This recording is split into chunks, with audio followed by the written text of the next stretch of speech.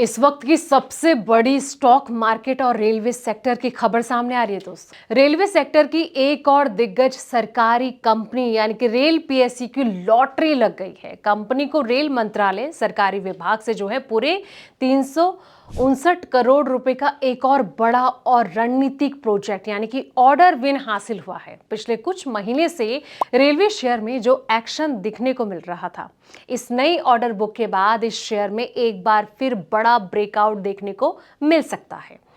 दोस्तों, अब सवाल ये कि आखिर कौन सी है ये रेलवे कंपनी और क्या है इस 359 करोड़ की डील का पूरा इनसाइड डिटेल, देखिए हमारी एक्सक्लूसिव रिपोर्ट। नमस्कार, मैं हूं आपके साथ संध्या बिष्ट और आप देख रहे हैं the Economic Times Hindi. Railway PSU company Rail Vikas Nigam के शेयर निवेशकों की नजर में रह सकते हैं। इसकी वजह कंपनी को मिला एक नया और बड़ा रेलवे प्रोजेक्ट है दोस्तों। आरवीएनएल ने एक्सचेंज फाइलिंग में बताया है कि उसे ईस्ट सेंट्रल रेलवे से 358.97 करोड़ रुपए का लेटर ऑफ एक्सपेंस मिला है और ये ऑर्डर कंपनी की ऑर्डर बुक को और ज्यादा स्ट्रॉन्ग करेगा और आने वाले समय में उसके बिजनेस को सपोर्ट देने वाला माना जा रहा है।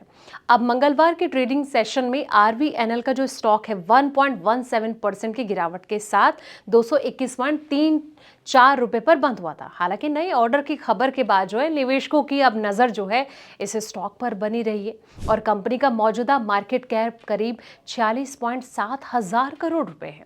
तो अब जानते हैं कि इस नए प्रोजेक्ट में कंपनी को क्या क्या काम करना है।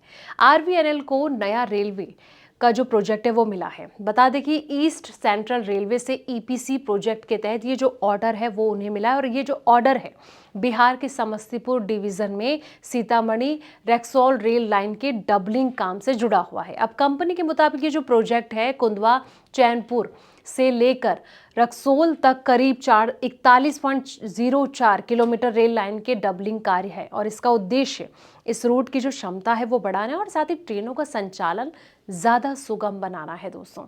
अब सवाल ये कि प्रोजेक्ट में क्या क्या काम करेगा आरवीएनएल। तो आरवीएनएल ने ये बताया कि इस ईपीसी प्रोजेक्ट के तहत earthwork, blanketing, minor bridge, major bridge और साथ ही स्टेशन बिल्डिंग और बाकी अन्य रेलवे भवन, प्लेटफॉर्म निर्माण, rail crossing, 25 tonne Indian railway standard loading के अनुसार अन्य जरूरी इंफ्रास्ट्रक्चर का निर्माण जो है वो किया जाएगा। और साथ ही आपको बता दें कि आरवीएनएल ने ये भी बताया कि कॉन्ट्रैक्ट जो है सामान्य बिजनेस गतिविधियों के तहत मिला है और इस प्रोजेक्ट को पूरा करने के लिए 1095 दिनों यानी कि लगभग 3 साल का समय तय किया गया है। ये जो ऑर्डर है पूरी तरह घरेलू संस्था ईस्ट सेंट्रल रेलवे की ओर से दिया गया है दोस्तों। और आरवीएनएल ने अपने एक्सचेंज फाइलिंग में साफ किया है कि इस कॉन्ट्रैक्ट में कंपनी के प्रमोटर ग्रुप या फिर किसी ग्रुप कंपनी का कोई हित नहीं है। साथ ही ये किसी भी तरह का रिलेटेड पार्टी ट्रांजैक्शन भी नहीं है और इससे पहले भी जो है इसे बड़ा प्रोजेक्ट मिला था। जी हाँ, मई की अगर बात करें तो 2026 में इसी आरवीएनएल के नॉर्थ ईस्टर्न रेलवे की ओर से करीब 129.46 करोड़ के प्रोजेक्ट के लिए L1 बीडर चुना गया था और इस प्रोजेक्ट में वाराणसी प्रयागराज सेक्शन के लिए 2x25 kV 80 transaction feeding system के तहत जो है ट्रैक्शन सबस्टेशन हो गया, स्विचिंग पोस्ट की डिजाइन, सप्लाई, इरेक्शन, टेस्टिंग और साथ ही कमीशनिंग का काम शामिल था।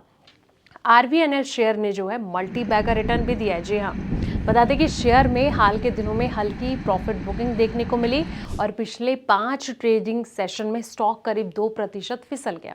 हालांकि लंबी अवधि की अगर बात करें दोस्तों तो कंपनी ने अपने निवेशकों को शानदार मल्टी बैगर रिटर्न दिया है और पिछले 5 साल में आरवीएनएल के शेयर करीब 631% से ज्यादा जो है वो उछल चुके हैं। लेकिन जब भी आप ऐसे पीएसयू स्टॉक में निवेश करने की सोचें तो एक बार अपने फाइनेंशियल एडवाइजर से जरूर सलाह मशवरा करें और उसके बाद ही आपको दाव लगाना चाहिए।